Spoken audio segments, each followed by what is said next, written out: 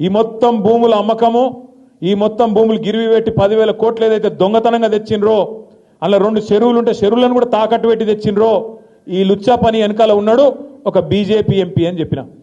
పేరు చెప్పురు సార్ అని మొత్తం ప్రెస్ వాళ్ళు అడిగారు. నేను పేరు చెప్పా, వాడు దొంగ, ఇప్పుడు దొంగతనం సగంలో ఉన్నాడు, దొంగతనం అయినాక మీకు చెప్తా అని చెప్పిన. దొంగ నిన్న బయటపడ్డాడు.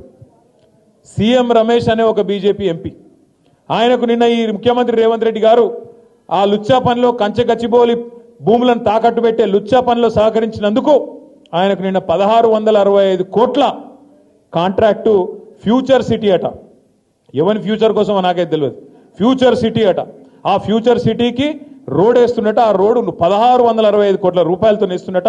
దానికోసం బీజేపీ ఎంపీకి కాంగ్రెస్ ముఖ్యమంత్రి గారు మరి అవార్డు చేసిండ్రు, ఆయనకి ఇచ్చిండు కాంట్రాక్ట్. నేను అడుగుతున్నా, ఇది అక్రమ సంబంధం కాదా? కాంగ్రెస్ ప్రభుత్వంలో రాహుల్ గాంధీ గారు కళ్ళు మూసుకున్నావా పండుకున్నావా? 1665 కోట్ల కాంట్రాక్టు ఒక బీజేపీ ఎంపీ, ఆంధ్ర ప్రాంతానికి సంబంధించిన ఎంపీకి వస్తుంటే నువ్వెందుకు స్పందిస్తలేవు? బీజేపీ ఎందుకు స్పందిస్తలేదు? మీ ఇద్దరి మధ్యన ఉన్న లోతైన అండర్స్టాండింగ్ ఏంది అని నేను అడుగుతున్నా.